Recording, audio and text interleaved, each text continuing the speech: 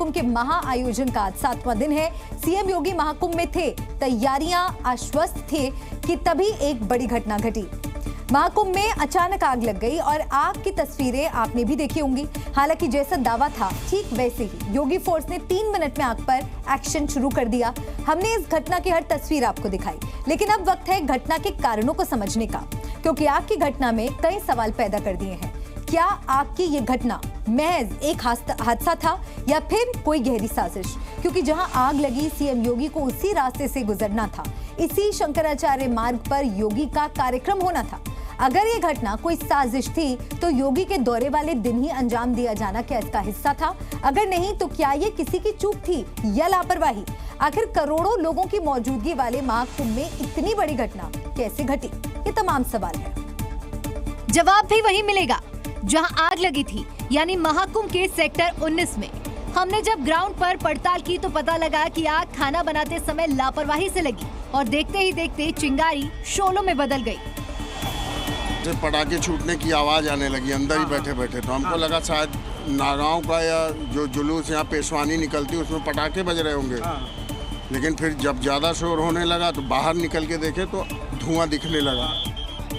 Sector 19 में लगी आग सेक्टर 20 तक पहुंच गई। आसमान में धुएं का गुबार देख पूरे में अफरा तफरी मच गई और 50 से अधिक शिविर आग की चपेट में आ गए। हालांकि फायर ब्रिगेड का रिस्पांस इतना तेज था कि वक्त रहते आग बुझा ली गई।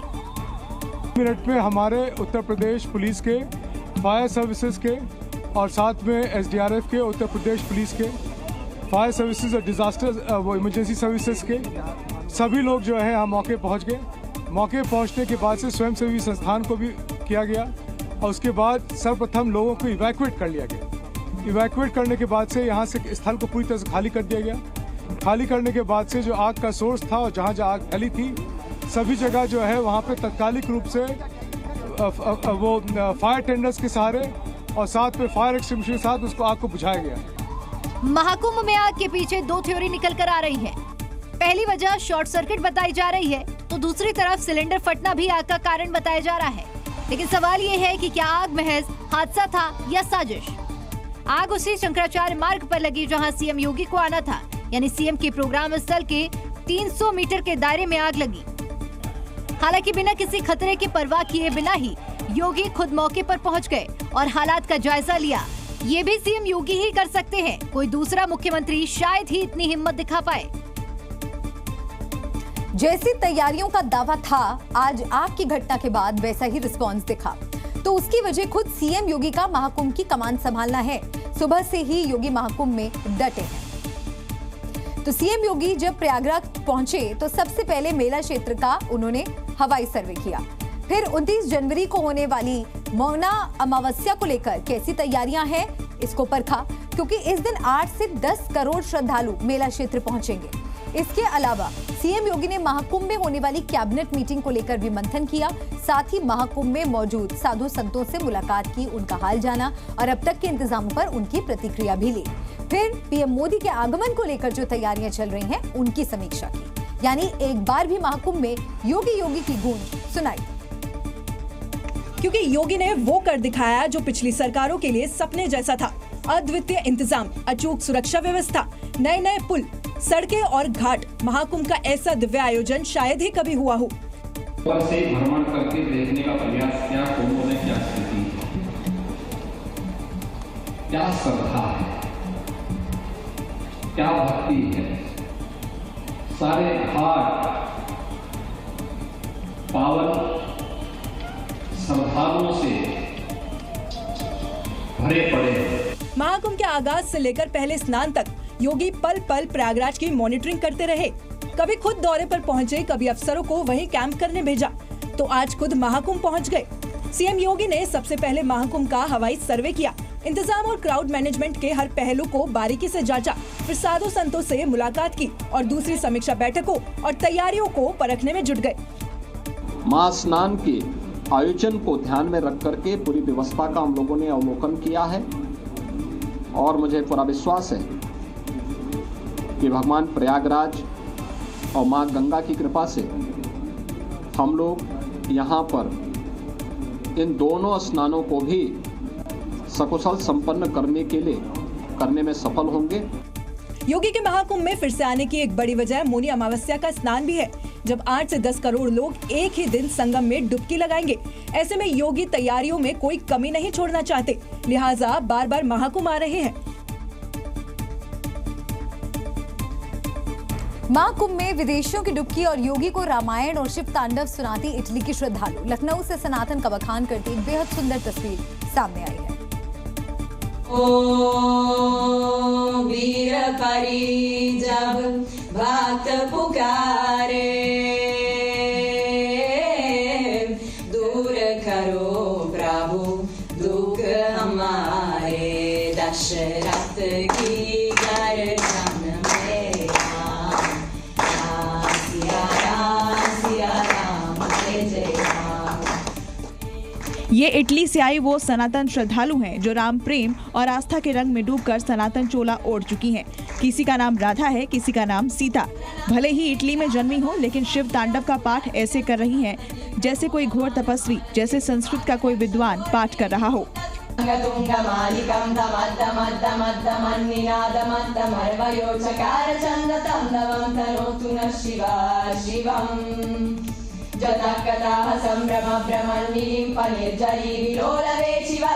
विराजमान मुर्दरी धगत धगत धगत ज्वलल्ललाट पत्त पावके किशोर चंद्रशेखरे रति प्रतीक्षणम मम।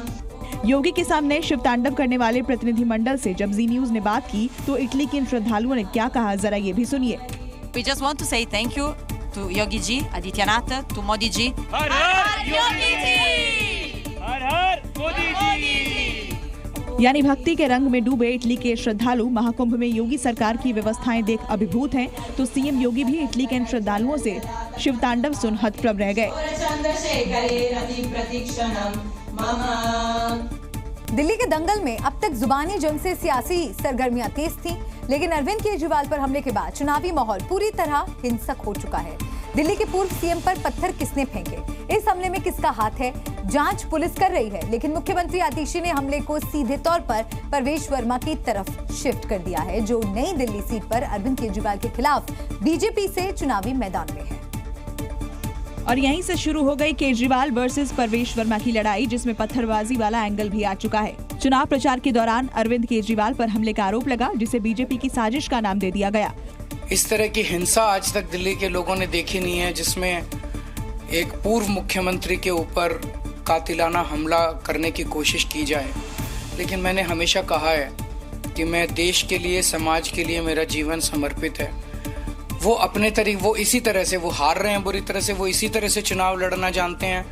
अरविंद केजरीवाल ने इशारों में बीजेपी पर निशाना साधा, लेकिन सीएम आतिशी ने तो बीजेपी और परवेश वर्मा को ही इस हमले के लिए जिम्मेदार ठहरा दिया। रोहित त्यागी जी ने गाड़ी पे हमला किया, वो रोहित त्यागी लगातार परवेश वर्मा के साथ है। ये भी हार्डन क्रिमिनल है, इन पर भी 3 बहुत सीरियस हीनस मुकदमे चल रहे हैं। अगर स्थानीय लोग उनसे सवाल पूछ रहे हैं कि हमारे यहाँ पर 11 साल में क्या किया, हमको आपने नौकरी का वायदा किया था 5 साल पहले, उसका क्या हुआ, तो उनसे बात करने की बजाय, उनके सवाल के जवाब देने के बजाय उनको जान से मारने की कोशिश की गई है। यानी जुबानी हमले के साथ साथ दिल्ली के चुनावी संग्राम में अब पत्थर भी उछलने लगे हैं और आरोपों की बरसात दोनों तरफ से हो रही है। दिल्ली के किराएदारों को मुफ्त बिजली के बाद अरविंद केजरीवाल अब सरकारी कर्मचारियों के लिए नई हाउसिंग स्कीम ला चुके हैं। इस स्कीम की शुरुआत एमसीडी और एनडीएमसी के सफाई कर्मियों से की जाएगी, जिसके लिए उन्होंने केंद्र सरकार से मदद मांगी है। यानी सब्सिडी पर जमीन केंद्र सरकार से ली जाएगी और उस पर आशियाना अगर सरकार बना तो आम आदमी पार्टी बनवाएगी। और यही वजह कि अरविंद केजरीवाल के इस हाउसिंग स्कीम को आगामी चुनाव में जोर कर देखा जा रहा है, क्योंकि पिछले 10 साल में जो नहीं हुआ उसे आगामी 5 साल में करने का भरोसा दिया जा रहा है, वो भी तब जब विधानसभा चुनाव में बस कुछ दिनों का वक्त बचा है। अगर सब्सिडाइज्ड, हाईली सब्सिडाइज्ड रेट पे केंद्र सरकार लैंड दे दे तो उस पे दिल्ली सरकार मकान बनवा देगी और आसान किश्तों के अंदर सरकारी कर्मचारी वो उसका पैसा भुगतान करके उसके मालिक बन सकते हैं, उन घरों के मालिक बन सकते हैं। अरविंद केजरीवाल ने कर्मचारियों के लिए हाउसिंग स्कीम का ऐलान कर दिया, लेकिन इस ऐलान में अगर मगर जैसे अल्फाज भी थे। इसका सीधा कनेक्शन केंद्र यानी बीजेपी सरकार से है। केजरीवाल के ऐलान में शर्त यह है कि सब्सिडी पर जमीन तभी मकान बन पाएगा, सस्ते में जमीन तो ही मकान का सपना साकार होगा। और सबसे बड़ी बात, केंद्र सरकार चाहेगी तभी ये संभव हो पाएगा। दरअसल इस बार दिल्ली में चुनाव जीतने के लिए आम आदमी पार्टी हर वो नाकाम कोशिश कर रही है जिससे हैट्रिक लगाई जा सके, लेकिन बीजेपी भी दिल्ली की बंजर जमीन पर कमल खिलाने के लिए हर संभव कोशिश कर रही है। फिर चाहे फ्री बिजली पानी हो, महिलाओं को 2500 रुपए भत्ता हो या फिर बुजुर्गों के लिए फ्री हेल्थ फैसिलिटी। ऐसे में जो दांव केजरीवाल की तरफ से खेले जा रहे हैं उस पर बीजेपी की भी तिरछी नजर है, चाहे वो हाउसिंग स्कीम ही क्यों ना हो। इन मुफ्त की योजनाओं के अलावा दिल्ली में अब दलित पर भी दंगल शुरू हो चुका है। सवाल राहुल गांधी की तरफ से पूछे जा रहे हैं और निशाने पर अरविंद केजरीवाल हैं, जिसमें जातिगत जनगणना, पिछड़े वर्ग को हायर एजुकेशन और दलित बच्चों के लिए स्कॉलरशिप स्कीम जैसे मुद्दे हैं। हालांकि इन आरोपों के बीच आम आदमी पार्टी के खेमे में खामोशी छाई रही। सब नेता एक साथ संविधान की रक्षा कर रहे हैं, आरक्षण की रक्षा कर रहे हैं, पब्लिक सेक्टर की रक्षा कर रहे हैं। दिल्ली की सियासत में राहुल गांधी की लड़ाई संविधान बचाने की है, लेकिन दिल्ली में नई लड़ाई दलितों को हक दिलाने की शुरू हो चुकी है। राहुल का अंदाज आक्रामक है और आम आदमी पार्टी के खिलाफ तीखे सवाल पूछे जा रहे हैं। राहुल गांधी ने कहा, जनगणना पर केजरीवाल अपना रुख साफ करें। हायर एजुकेशन में आरक्षण का विरोध क्यों किया? वाल्मीकि रविदास मंदिर से आपने दूरी क्यों बनाई? और हमला करते हुए कहा कि दलित समाज का ज्यादा नुकसान आपने किया है। अरविंद केजरीवाल के खिलाफ राहुल गांधी के ये वो सवाल हैं जो अब तक दिल्ली चुनाव से दूर रहे और अब कांग्रेस खुलकर दलित पिच पर बैटिंग करने के लिए मैदान पर उतर चुकी है। खुद राहुल गांधी आम आदमी पार्टी के खिलाफ चुनाव प्रचार के लिए तैयार हैं, लेकिन उससे पहले कांग्रेस आम आदमी पार्टी पर दलित विरोधी टैग लगाने की कोशिश कर रही है। वो इसलिए क्योंकि दिल्ली विधानसभा चुनाव में 12 आरक्षित सीटें हैं। 2008 में कांग्रेस ने 12 में से 9 सीटों पर जीत दर्ज की। 2013 में आपकी एंट्री से कांग्रेस को 12 में से सिर्फ 1 सीट पर जीत मिली और 2015 और 20 में एससी सीट पर पूरी तरह से आपका कब्जा हो गया। यानी जिस वोट बैंक पर कभी कांग्रेस का सिक्का चलता था, अब वो तमाम सीटें और वोट बैंक आम आदमी पार्टी की तरफ शिफ्ट हो गया है। ऐसे में आगामी चुनाव में दलित वोटर को साधने के लिए कांग्रेस डायरेक्ट केजरीवाल को निशाने पर ले रही है। बढ़ते आगे अगली खबर का रुख करेंगे। अभिनेता सैफ अली खान पर हमले में सियासी एंगल ढूंढने वाली पार्टी अब बीजेपी के निशाने पर है। गिरफ्तार आरोपी का जैसे ही बांग्लादेशी कनेक्शन निकला, बीजेपी हमलावर हो गई और अरविंद केजरीवाल पर तीखे सवाल दागने लगी। क्योंकि अरविंद केजरीवाल ने सैफ अली खान पर हुए हमले में सुरक्षा व्यवस्था पर सवाल खड़े किए थे। दिल्ली से लेकर महाराष्ट्र तक सुरक्षा को चुनावी मुद्दा बनाने की कोशिश की थी। अब जब आरोपी गिरफ्तार हो चुका है और जांच में वो बांग्लादेशी घुसपैठिया निकला, तो बीजेपी को बैठे बिठाए मुद्दा मिल गया। बांग्लादेशी रोहिंग्या दिल्ली और देश की सुरक्षा के लिए खतरा है। अब मैं अरविंद केजरीवाल से एक सवाल पूछना चाहता हूँ कि जिन रिश्तेदारों को तुम बचाने की कोशिश कर रहे थे, वही अगर उस आरोप में पकड़े जा रहे हैं, तो अरविंद केजरीवाल बताए ना क्यों रोहिंग्या और बांग्लादेशियों को पालने का काम करते हैं। दरअसल जिस दिन सैफ अली खान पर हमला हुआ था, ठीक उसके दूसरे दिन अरविंद केजरीवाल ने प्रेस कॉन्फ्रेंस कर केंद्र सरकार को घेरने की कोशिश की थी। सैफ अली खान के ऊपर हुए कातिलाना हमले की कड़े से कड़े शब्दों में निंदा करते हैं और केंद्र सरकार से और राज्यों के केंद्र सरकार से निवेदन करते हैं, अपील करते हैं कि हर वक्त गंदी राजनीति करना बंद करो। ऐसे में अब बांग्लादेशी रोहिंग्या का मुद्दा एक बार फिर दिल्ली के चुनाव में जिंदा हो चुका है, जिसमें बीजेपी के निशाने पर आम आदमी पार्टी आ चुकी है। अखिलेश के पीडीए ने 2024 के लोकसभा चुनाव में बीजेपी को यूपी में गजब पटखनी दी थी, लेकिन बीजेपी के पीडीए में सेंधमारी के बाद अखिलेश अब पीडीए में ब्राह्मणों को जोड़कर मिल्कीपुर में नया प्रयोग कर रहे हैं। यानी अखिलेश पीडीए का एक्सटेंशन कर एबीडीपी यानी अल्पसंख्यक, ब्राह्मण, दलित और पिछड़े का कॉम्बिनेशन बनाने में जुट गए हैं और यही अखिलेश का मिल्कीपुर में विजय का नया प्लान है। और यही वजह है कि ब्राह्मण नेता के तौर पर पवन पांडे को मिल्कीपुर की जिम्मेदारी दी गई है। ऐसे में करीब 50,000 की आबादी ब्राह्मणों की है और यही वजह है कि समाजवादी पार्टी ने अपना मिल्कीपुर के लिए पीडीए प्लस प्लान तैयार कर लिया है। रणनीति के तहत ही अखिलेश ने 2 तरह के मतदाताओं पर फोकस शुरू कर दिया है। पहला ब्राह्मण वोटर और दूसरा बीजेपी से नाराज वर्ग में अखिलेश को अपनी सफलता नजर आ रही है। देखिए, अखिलेश यादव लगातार प्रयोग कर रहे हैं। चुनाव जीतने की उनकी भूख बेताशा है और वो प्रयोग कर रहे हैं और प्रयोग करने के साथ साथ वो प्रयोग कर रहे हैं जो फेल हो चुके हैं। मिल्कीपुर चुनाव में जो वो प्रयोग कर रहे हैं वो भी फेल होगा। दरअसल अखिलेश का ब्राह्मण कार्ड एक माइंड गेम है ताकि बीजेपी रामपुर और कुंदर की मॉडल यहाँ ना अपना पाए। अगर अखिलेश का पीडीए प्लस ब्राह्मण वाला प्रयोग सफल रहा तो ये 2027 में सपा की जीत की कुंजी बन सकता है। बिहार में इसी साल विधानसभा के चुनाव होने हैं, जिसके लिए सभी सियासी दल अपनी बिसात बिछाने में जुट गए हैं। इस बीच केंद्रीय मंत्री चिराग पासवान के चाचा पशुपति पारस जब लालू प्रसाद के घर पहुंचे तो नई राजनीतिक सुगबुगाहट तेज हो गई। और पिछले एक हफ्ते में राष्ट्रीय लोक जनशक्ति पार्टी के अध्यक्ष पशुपति पारस की लालू प्रसाद यादव से ये तीसरी मुलाकात है। पहली बार पशुपति पारस 14 जनवरी को लालू प्रसाद के घर पहुंचे थे और उन्हें मकर संक्रांति का न्योता दिया था, जबकि 15 जनवरी को लालू प्रसाद समर्थकों के साथ पशुपति पारस के घर पहुंचे। उसके बाद आज खुद पशुपति पारस लालू प्रसाद के घर पहुंच गए और करीब 30 मिनट तक लालू प्रसाद के घर पर रहे, जिसके बाद ऐसे कयास लगाए जाने लगे कि राष्ट्रीय लोक जनशक्ति पार्टी महागठबंधन में शामिल हो सकती है। इस मुलाकात के बाद बिहार की सियासत गर्मा गई। कोई कहीं जाते हैं मिलने जुलने पे, हर विषय कोई इस तरह की राजनीति से नहीं जोड़ना चाहिए, किसी के मिलने जुलने में कोई हर्ज नहीं है। देखिए हमारे सब कोई चाचा लोग हैं, बचपन से हम सब कोई को देखें, नीतीश जी को देखें, पारस अंकल को देखें, रामविलास अंकल को देखें, तो सब कोई का हम लोग मान सम्मान करते हैं।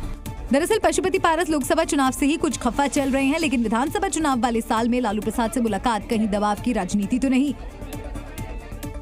बिहार दौरे पर शनिवार को पटना पहुंचे राहुल गांधी ने जातीय जनगणना को लेकर ऐसा सियासी तीर चलाया कि बिहार की सियासत गर्म हो गई। जिस जातीय जनगणना पर नीतीश ने वाहवाही लूटी थी, उस पर राहुल ने पलटवार किया तो बीजेपी ने इसका करारा जवाब दिया। पटना में राहुल गांधी ने हाथ में संविधान लेकर नीतीश के शासन में हुए जातिगत जनगणना पर सवाल उठाए, तो बीजेपी नेताओं ने कहा कि उन्हें विकास दिखाई नहीं देता है। उनको बिहार का विकास नहीं दिखाई देता और लंबे समय से बिहार में नीतीश कुमार जी काम कर रहे हैं, बिहार विकास की ओर आगे बढ़ रहा है। उनको बिहार में जयप्रकाश जी की मूर्ति के सामने, प्रतिमा के सामने माफी मांगनी चाहिए थी संविधान लेके कि संविधान की हत्या तो कांग्रेस ने की थी। दरअसल राहुल गांधी ने कहा था कि हमें ये पता लगाना है कि जातिगत जनगणना की सच्ची स्थिति क्या है, और ये बिहार वाली जातिगत जनगणना नहीं है। उत्तराखंड सरकार अवैध मदरसों के खिलाफ तो कार्रवाई कर रही है, साथ ही सीएम पुष्कर सिंह धामी मदरसों को मॉडर्न भी कर रहे हैं। राजधानी देहरादून में ऐसा ही एक आधुनिक मदरसा बनकर तैयार है, जिसका उद्घाटन मार्च में किया जाएगा। ये मदरसे पुराने मदरसों से बिल्कुल अलग हैं, जहां छात्र जमीन पर नहीं बल्कि उनके लिए क्लास में बैठने के लिए आधुनिक व्यवस्था है। Smart classroom, furniture, computer, smart board, LED screen के जरिए पढ़ाई कराई जाएगी। पूरे मदरसे को ऑनलाइन किया जाएगा। साथ ही मदरसे की दीवारों पर राष्ट्रवादी विचार की तस्वीरें भी देखने को मिलेंगी। इस मदरसे में आप प्रवेश करेंगे तो यहाँ की आपको तस्वीरें दिखा दें कि सबसे पहले क्या देखने को मिलेगा। उत्तराखंड का जो पुष्प है बुरांश, उसकी तस्वीर मिलेगी और इसी तरह से उत्तराखंड का जो पक्षी है मोनाल, उसकी तस्वीर देखने को मिलेगी। मदरसे में हिंदू भगवान, महात्मा बुद्ध, गुरु नानक, ईसा मसीह, मोहम्मद साहिब के साथ अन्य महापुरुषों को भी पढ़ाया जाएगा, जिसका उत्तराखंड वक्फ बोर्ड ने स्वागत भी किया है। हमारा मानना है कि सुबह 8 बजे से लेके लगभग 1 बजे तक वो सामान्य स्कूल की तरह चले, जिसमें उत्तराखंड बोर्ड एनसीईआरटी का सिलेबस पढ़ाया जाए और उसके बाद वहाँ पर वो मुसलमान हैं तो 1-2 घंटे अपना कुरान पढ़ा लें। इस मॉडर्न मदरसे में संस्कृत पढ़ने का प्लान भी तैयार हुआ है। साथ ही देशभक्ति के जज्बे की तालीम के लिए रिटायर्ड फौजी टीचरों को भी तैनात किया जाएगा। नया साल कोचिंग सिटी कोटा के लिए काल बनकर आया। साल 2025 के पहले महीने महज 18 दिन में 4 कोचिंग छात्रों ने सुसाइड कर लिया, लेकिन सुसाइड की घटनाओं पर राजस्थान के मंत्री ने विवादित बयान दे दिया। और सुसाइड की समस्या का समाधान सुझाने की बजाय राजस्थान के मंत्री मदन दिलावर ऐसा तर्क दे बैठे कि वो सवालों के घेरे में आ गए। आप भी सुनिए मंत्री जी की जुबानी। कुछ मामले ऐसे हैं जो प्रेम प्रसंग के होते हैं, उस प्रेम प्रसंग के कारण भी सुसाइड कर लेते हैं। इसलिए माँ बाप को भी ध्यान रखना पड़ेगा, कोचिंग क्लासेस वालों को भी ध्यान रखना पड़ेगा। कुछ बाबा बागेश्वर धाम के दरबार में लोग अपनी समस्याओं के समाधान के लिए अर्जी लगाते हैं, लेकिन मध्य प्रदेश के कटनी में एक महिला पुलिसकर्मी ने ऐसी अर्जी लगाई जो चर्चा का विषय बन गई। बागेश्वर धाम के पीठाधीश्वर का कटनी में दरबार लगा हुआ था। सभी अपनी अपनी समस्याओं को लेकर बाबा से बात कर रहे थे। तभी वहां मौजूद एक महिला पुलिसकर्मी ने पीठाधीश्वर से ऐसी अर्जी लगाई कि धीरेन्द्र शास्त्री और वहां मौजूद लोग अपने हंसी नहीं रोक पाए।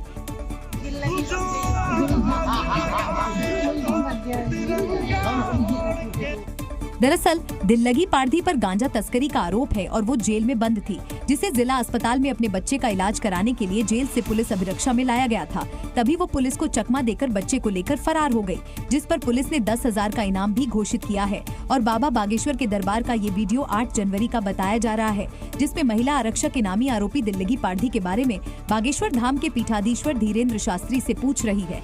आरोपी महिला दिल्लगी पारधी की गिरफ्तारी 27 नवम्बर को हुई थी। पुलिस ने उसके पास से 1 क्विंटल से ज्यादा का गांजा बरामद किया था। लोगों को अब सनातन धर्म खूब भा रहा है, जिसके चलते दूसरे धर्म के लोग भी सनातन संस्कृति को अपनाने लगे हैं। कुछ ऐसा ही मध्य प्रदेश की खंडवा में भी हुआ, जहां एक मुस्लिम शख्स ने सनातन धर्म अपना लिया और पूरे विधि विधान के साथ हिंदू धर्म में शामिल हुए। खंडवा के भानगढ़ गांव के रहने वाले मुस्तफा ने अपना धर्म छोड़कर हिंदू धर्म अपना लिया। सनातन अपनाने के बाद मूर्ति नंदन का खंडवा के प्राचीन महादेवगढ़ मंदिर में शुद्धिकरण किया गया। पुजारी ने उनका यज्ञोपवीत संस्कार कराया और उनका नामकरण मूर्ति नंदन किया गया। शुद्धिकरण के बाद पुजारी ने मूर्ति नंदन से शिव साधना के साथ हनुमान जी की पूजा कराई और उन्होंने आरती उतारी। इस दौरान लोगों ने हनुमान चालीसा का पाठ किया।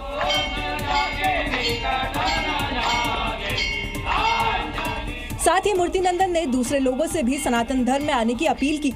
मैं किसी के जोर दबाव दस्ती में नहीं हूँ, मैं अपनी मर्जी का हूँ। मैं मर्जी में आया हूँ, मुझे बहुत अच्छा धर्म लगा।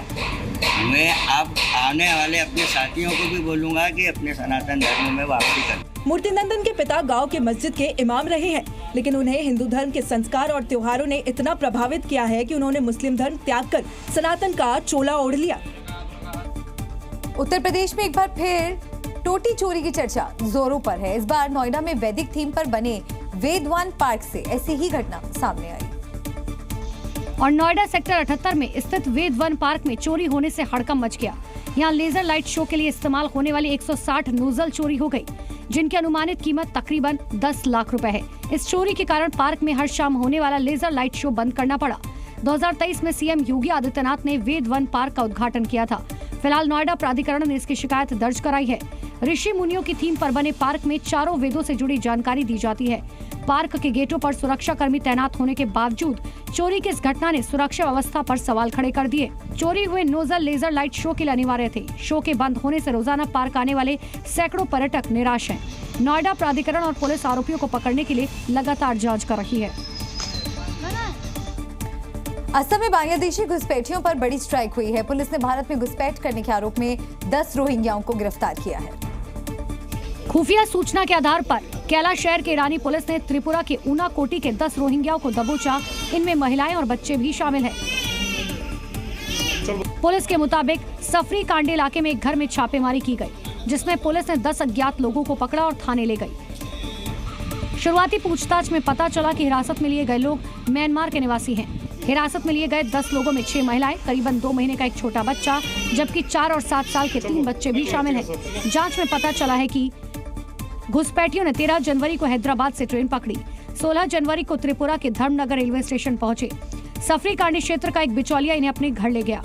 भारत बांग्लादेश बॉर्डर के पास 2 दिनों से बिचौलिए के घर पर थे। घर का मालिक और बिचौलिया फरार है। पुलिस को घुसपैठियों के पास एक शरणार्थी कार्ड मिला है, जिससे इनके म्यांमार का नागरिक होने का खुलासा हुआ। फिलहाल पुलिस ने इन घुसपैठियों के खिलाफ BNS एक्ट और पासपोर्ट एक्ट के तहत मामला दर्ज किया है। और आखिरकार 3 दिन बाद मुंबई पुलिस ने सैफ अली खान पर हमले के आरोपी को दबोच लिया, लेकिन इसके बाद जो खुलासे हुए हैं वो बेहद चौंकाने वाले हैं। तकरीबन 80 घंटे और इन 80 घंटों तक सैफ अस्पताल में पड़े रहे और उन पर हमला करने वाला आरोपी मुंबई पुलिस से आंख में चौली खेलता रहा।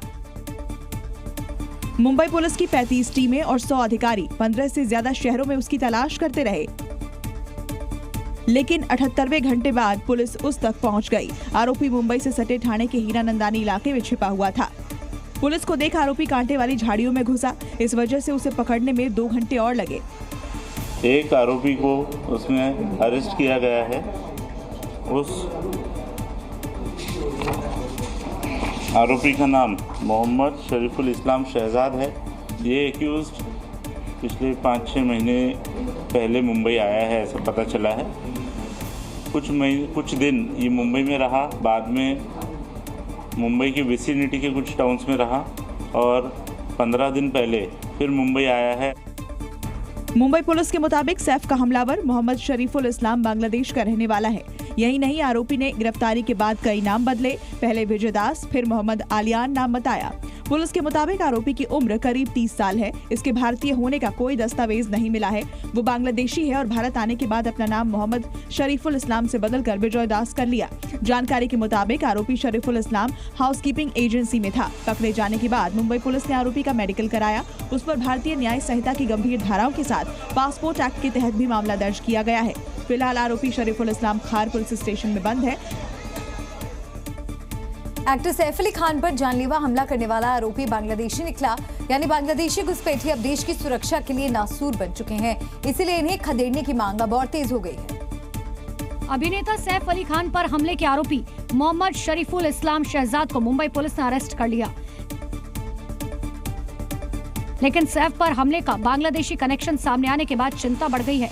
इसीलिए बीजेपी बांग्लादेशी घुसपैठियों को खदेड़ने और सख्त कार्रवाई की मांग कर रही है। बीजेपी नेता राम कदम और किरीट सोमैया ने सरकार से मांग की है कि मुंबई और महाराष्ट्र में रह रहे अवैध बांग्लादेशी घुसपैठियों के खिलाफ कड़ी कार्रवाई की जाए। बांग्लादेशी घुसपैठियों की बात है, महाराष्ट्र की सरकार हर घर घर जाकर उन्हें चुन करके निकालेगी और जहां से आई थी उन्हें कड़ा दंड देते हुए उन्हें वापस करेगी। बीजेपी नेता राम कदम ने दावा किया है कि अवैध बांग्लादेशियों को महाराष्ट्र सरकार चुन चुनकर बाहर निकालेगी।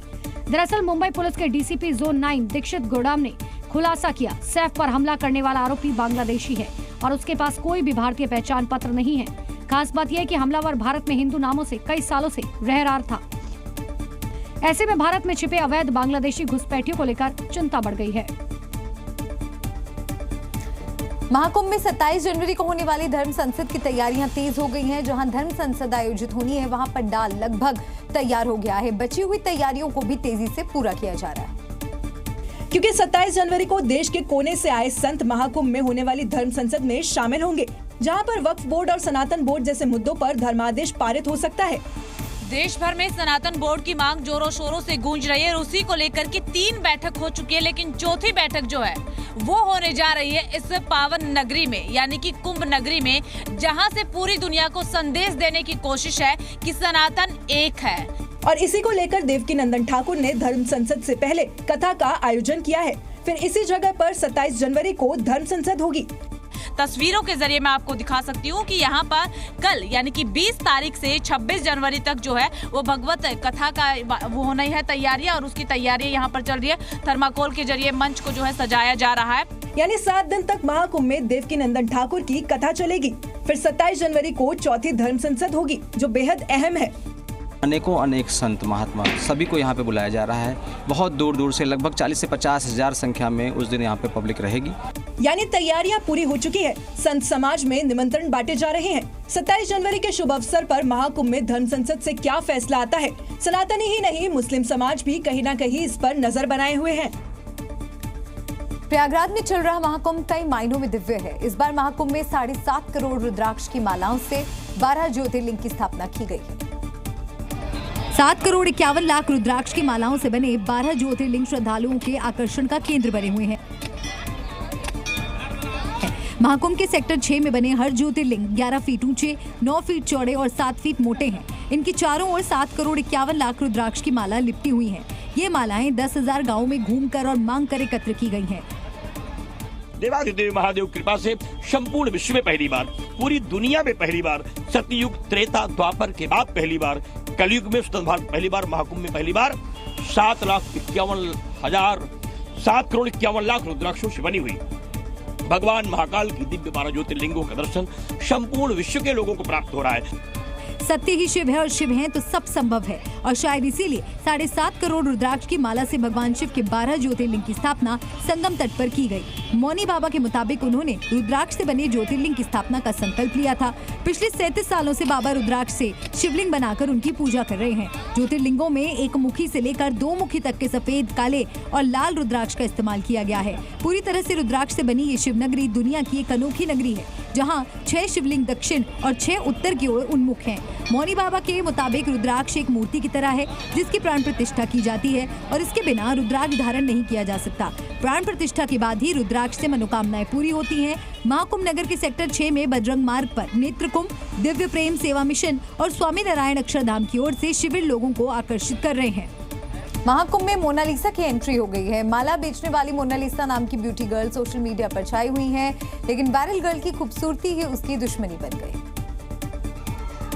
झील सी नीली आंखों वाली ये खूबसूरत लड़की महाकुंभ में छाई हुई है। मोनालिसा नाम की इस लड़की की आंखें बेहद खूबसूरत हैं और ये महाकुंभ मेले में माला बेचती है, लेकिन खूबसूरती ऐसी कि सोशल मीडिया पर हिट हो गई। मोनालिसा के आसपास यूट्यूबर और सेल्फी लेने वालों की हमेशा भीड़ लगी रहती है, जिससे ये ब्यूटी गर्ल अपना काम भी नहीं कर पा रही। मोनालिसा, आप रहने वाली कहाँ की हो?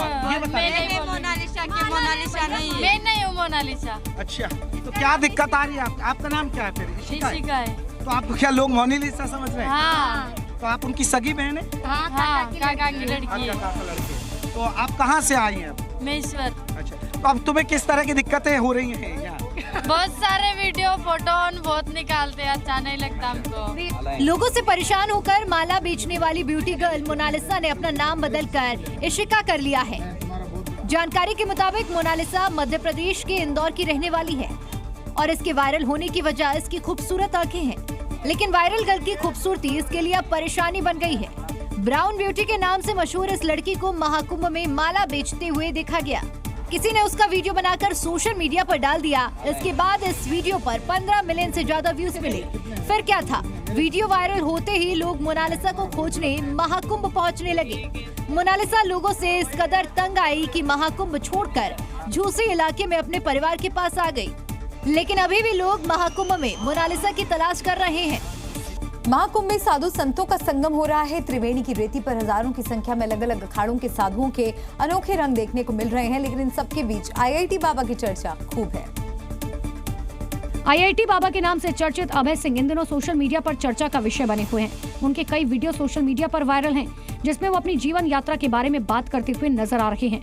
ऐसे ही उनका एक नया वीडियो सामने आया, जिसमें आईआईटी बाबा मस्त मलंग होकर डांस करते हैं और बम लहरी वाले गाने पर उनके कदम ऐसे थिरक रहे हैं जैसे वो कोई प्रोफेशनल डांसर हो। उनके साथ साथ वहाँ कैंप में मौजूद दूसरे लोग भी मस्ती करते हुए दिखाई दिए और आईआईटी बाबा के साथ कदम से कदम मिलाने लगते हैं और एक साधु तो पूरे डांस के दौरान उनका साथ देते हैं और जमकर डांस करते हैं। शिव भक्ति में डूबे नजर आते हैं।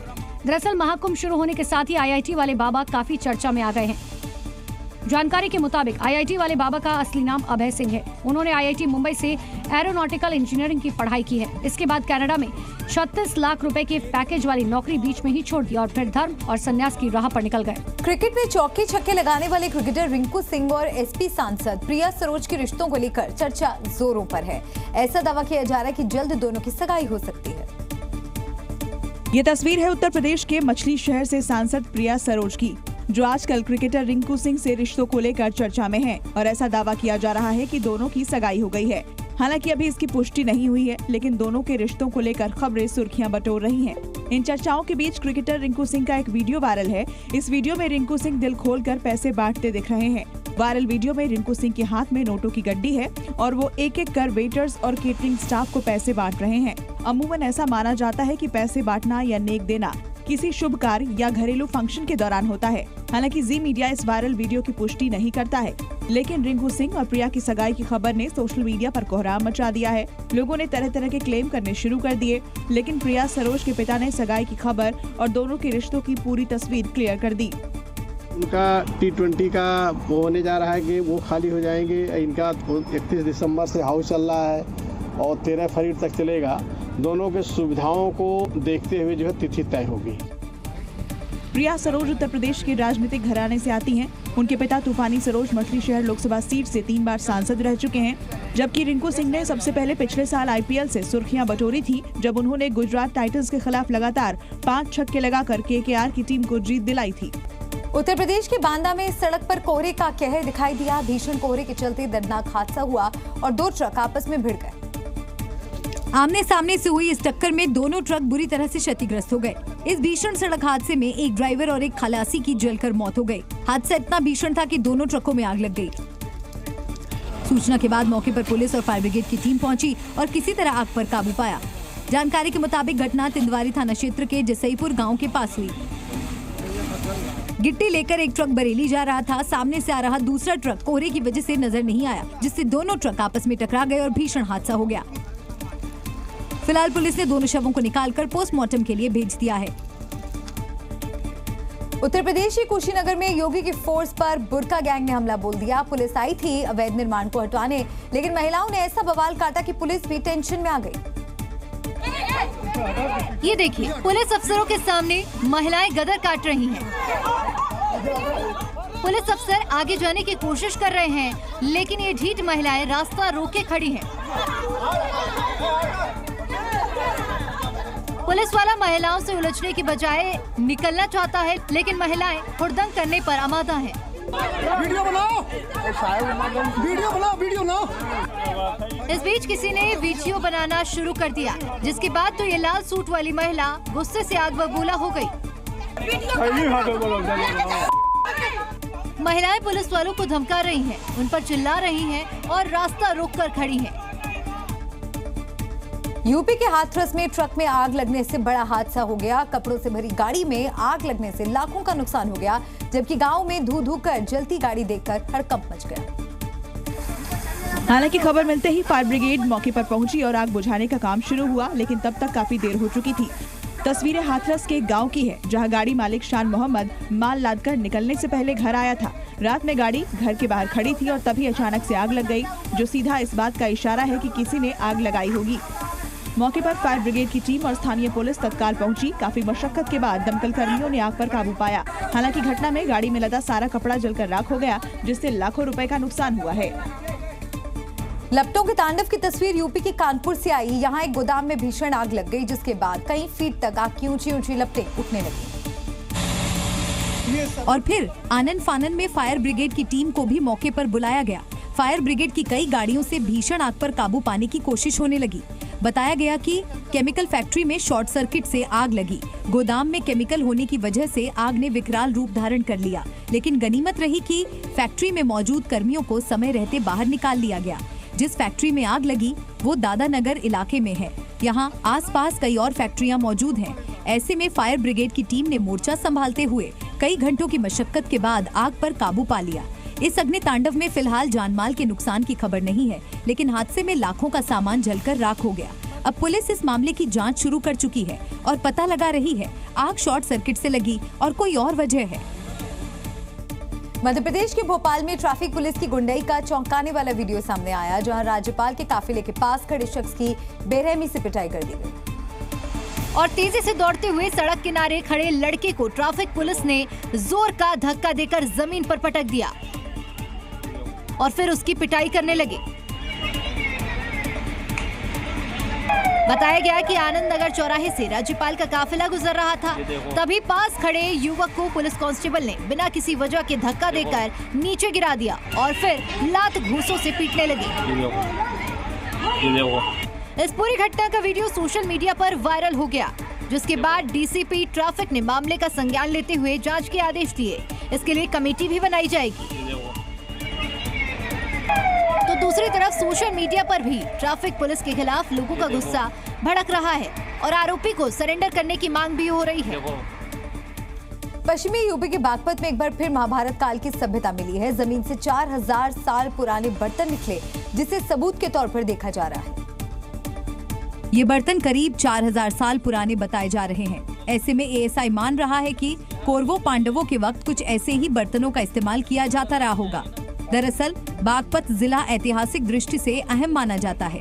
यहाँ पर वो लाक्षागृह भी मौजूद है। जिसे कौरवों ने पांडवों को जिंदा जलाने के लिए बनवाया था, और वो सुरंग आज भी मौजूद है जिससे होकर पांडव बाहर निकले थे। अब उन सुरंगों की भी खुदाई शुरू हो चुकी है। ये पूरा एरिया महाभारत कालीन है, इसीलिए एएसआई को यहाँ खुदाई से बड़ी उम्मीदें हैं जो अगले 2 महीने तक चलेंगी। गांव तिलवाड़ा में एएसआई की टीम भी डेरा डाल चुकी है और एक-एक सबूत और तथ्यों की बारीकी से जांच कर रही है। एएसआई की करीब 8 सदस्यीय टीम यहां 11 दिसंबर 2024 से खुदाई कर रही है। टीम में कुछ रिसर्च स्कॉलर भी हैं। वे तकरीबन 15 मजदूरों के साथ बीते 1 महीने से 3 बीघा खेत में खुदाई कर पुरानी धरोहरों को ढूंढ रहे हैं। यूपी के लखीमपुर खीरी में एक डॉक्टर के ठिकाने से 10 करोड़ के ड्रग बरामद किए गए हैं। दावा है कि ये ड्रग प्रतिबंधित मेफेड्रॉन है, जिसे नशे के सौदागरों ने सप्लाई के लिए इकट्ठा किए थे। लखनऊ की एंटी नारकोटिक्स विभाग की टास्क फोर्स और खीरी पुलिस ने मिलकर इस ऑपरेशन को अंजाम दिया और शहर से सटे एक निजी अस्पताल में छापा मारकर 10 करोड़ कीमत की 1 किलो नशे की दवा बरामद की है। छापेमारी में 2 आरोपी भी पकड़े गए हैं जो अंतर्राज्यीय गिरोह के गुर्गे बताए जा रहे हैं, जबकि इनका सरगना डॉक्टर खालिद मौके से भाग निकला। ये बताओ डॉक्टर साहब के यहाँ कब से आप जुड़े हो? काफी टाइम हो गया। तो ये बताओ, ये जब पाउडर कहाँ से लाए थे आप? मैं नहीं लाया था। पुलिस को शक है कि ये गैंग नेपाल से मेफेड्रॉन की तस्करी कर सीमा से सटे जिलों में बेच देते हैं। शनिवार को भी ये लोग एक पार्टी को माल बेचने की फिराक में थे, लेकिन उससे पहले ही छापा पड़ गया। छत्तीसगढ़ के कांकेर जिले में भालू के हमले का खौफनाक वीडियो सामने आया है। भालू के हमले में पिता पुत्र की जान के बाद डिप्टी रेंजर जब जंगल में लाश लेने पहुंचे तो भालू ने उन पर भी हमला कर दिया। ये तस्वीरें डिप्टी रेंजर पर हमले की है। हमले से पहले की तस्वीर देखिए। कहाँ है? मत भागो, मत भागो, भागो मत, भागो मत। हालांकि इसके बाद भी डिप्टी रेंजर डर के मारे भागने लगे और तभी भालू ने उन पर अटैक कर दिया। आगे जो कुछ भी हुआ वो बेहद खौफनाक है। कहाँ है? मत भागो, मत भागो, भागो मत, भागो मत।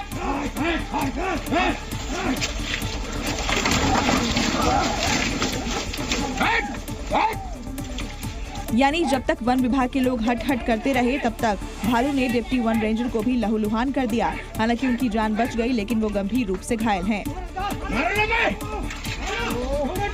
दरअसल कांकेर जिले में कुछ ग्रामीण लकड़ी लेने गए थे, तभी भालू ने हमला कर दिया और बचाने की कोशिश में पिता पुत्र मारे गए। और जब मारे गए लोगों की लाश लेने के लिए वन विभाग जंगल पहुंचा तो भालू ने उन पर भी हमला कर दिया। हालांकि भालू इंसानों पर बिरले ही हमला करता है, लेकिन इंसान अगर खतरा लगे तो भालू बचाव में हमला करते वक्त नहीं लगाता। शायद इसलिए भालू ने भी डर के मारे लोगों पर हमला कर दिया। लखनऊ के बाद योगी का बुलडोजर हापुड़ में गरज रहा है। यहाँ भी अवैध प्लॉटिंग कर घर बनाने वालों के खिलाफ कार्रवाई हो रही है और अवैध निर्माण को मिट्टी में मिलाया जा रहा है।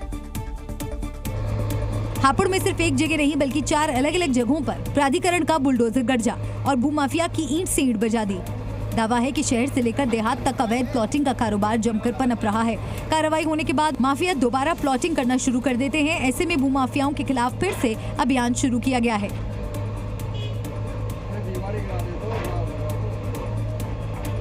बताया गया कि प्राधिकरण ने करीब 17,000 वर्ग मीटर क्षेत्र में हो रही अवैध प्लॉटिंग को बुलडोजर से कब्जा मुक्त करवा लिया है, जिस पर साजिशन अवैध निर्माण किया जा रहा था। साथ ही अवैध कॉलोनी बसाने वालों के खिलाफ सख्त कार्रवाई की भी चेतावनी दी गई है।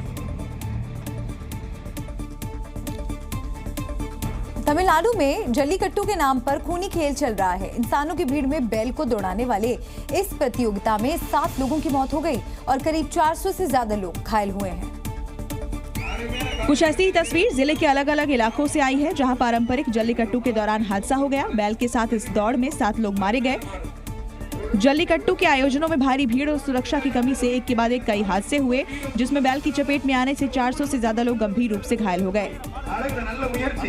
दरअसल पोंगल के मौके पर तमिलनाडु के अलग अलग जिलों में जल्लीकट्टू का आयोजन किया जाता है, जिसमें बैल को भीड़ के बीच छोड़ दिया जाता है और फिर भगदड़ की वजह से कई लोगों की जान पर बन आती है। जल्लीकट्टू तमिलनाडु की सांस्कृतिक परंपरा का अहम हिस्सा है, लेकिन हर साल इस आयोजन में जानमाल का भारी नुकसान देखने को मिलता है। पशु प्रेमी पहले इस खेल को लेकर विरोध जताते रहे हैं, क्योंकि इसमें न केवल इंसानों बल्कि जानवरों को भी गंभीर चोटें आती हैं।